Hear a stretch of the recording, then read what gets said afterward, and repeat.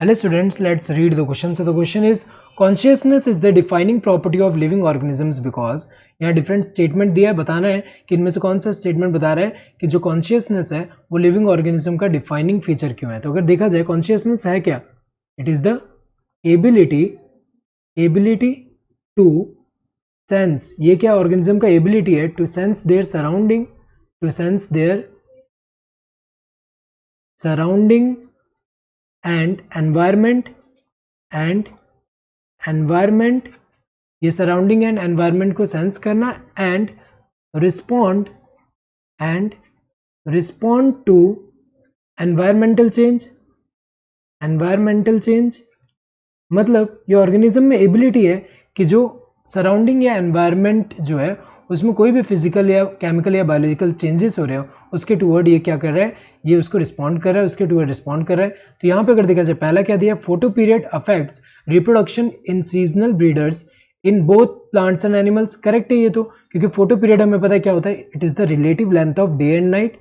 कि day and night का जो है रिलेटिव लेंथ, जैसे अगर हम देखें डे है एंड ये अगर नाइट है, तो अगर देखा जाए यहाँ पे जैसे समर में हमें पता है लाइट ड्यूरेशन ज़्यादा होता है, डे पीरियड ज़्यादा है, नाइट कम है, शॉर्टर है.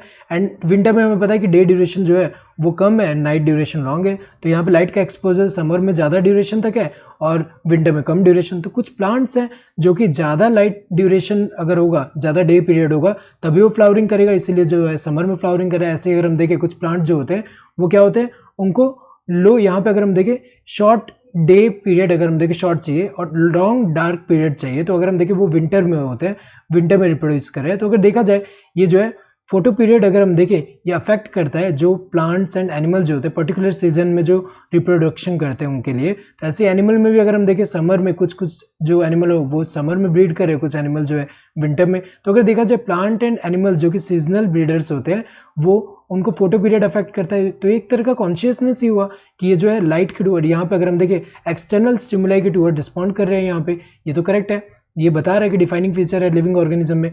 Then plants respond to external factor like temperature and light, ये भी करेक्ट है, क्योंकि हमें पता है कि जो प्लांट्स है ये एक्सटर्नल जो टेम्परेचर हुआ एंड लाइट है इसके टूवर्ड रिस्पॉन्ड करता है. लाइट जैसे हमें पता है कि जो फोटोट्रॉपिज्म होता है, फोटोट्रॉपिज्म में क्या होता है, कुछ जो प्लांट्स है वो रिस्पॉन्ड कर रहा है लाइट स्टिमुलाई के टूवर्ड एंड ग्रो करेगा. जैसे एग्जांपल अगर हम देखें जैसे लाइट के टूवर्ड ऐसे ग्रो कर रहा है.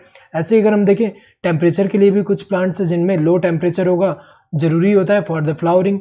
तो ये तो अगर हम देखें ये भी करेक्ट है. Next, human is aware of himself, ये करेक्ट है, क्योंकि अगर हम देखें ह्यूमन ही ऐसा यहाँ पे ऑर्गेनिज्म है जिनमें क्या है सेल्फ कॉन्शियसनेस. इसका मतलब क्या होता है, सेल्फ कॉन्शियसनेस मतलब खुद के बारे में अवेयर होना. ये क्या है, जो एक्सटर्नल स्टिमुलाई या फिर अगर हम देखें सराउंडिंग या एनवायरनमेंट को सेंस करना. लेकिन ह्यूमन जो है ये खुद के बारे में अवेयर है. तो अगर देखा जाए सेल्फ कॉन्शियसनेस, तो ये सारे जो है ये क्या बता रहे हैं कि जो कॉन्शियसनेस है वो डिफाइनिंग प्रॉपर्टी है लिविंग ऑर्गेनिज्म का.